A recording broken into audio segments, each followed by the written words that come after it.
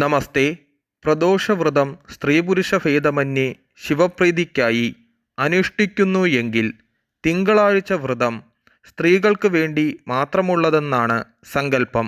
കന്യകമാർ അനുരൂപരായ ഭർത്താവിനെ ലഭിക്കുവാനും വിവാഹിതകൾ അവരുടെ ഭർത്താവിൻ്റെ ആയുരാരോഗ്യ സൗഖ്യത്തിനും ദീർഘായുസ്സിനും വേണ്ടിയാണ് തിങ്കളാഴ്ച വ്രതം അനുഷ്ഠിക്കുന്നത്.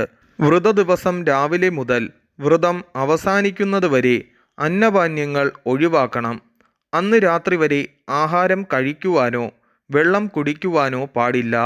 വ്രതദിവസം എണ്ണ തേച്ചു കുളി, പൗഡർ പൂശുക, കണ്ണെഴുതുക, വെറ്റില മുറുക്കുക, പകൽ ഉറങ്ങുക ഇവ ചെയ്യരുത്. രാവിലെ നിർമാല്യ പൂജയും സന്ധ്യയ്ക്ക് ദീപാരാധനയും തൊഴുത് പ്രാർത്ഥിക്കണം.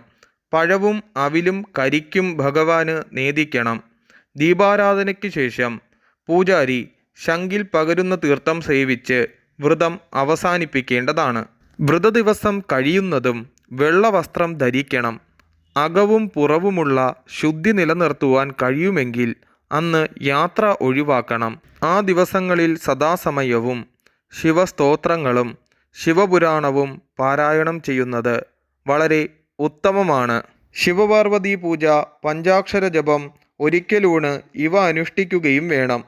മംഗല്യത്തിനും ഭർത്താവ്, പുത്രൻ ഇവരുടെ സുഖത്തിനും കുടുംബശ്രേയസ്സിനും തിങ്കളാഴ്ച വ്രതം വളരെ ഉത്തമവും ഐശ്വര്യവും നൽകുന്നു.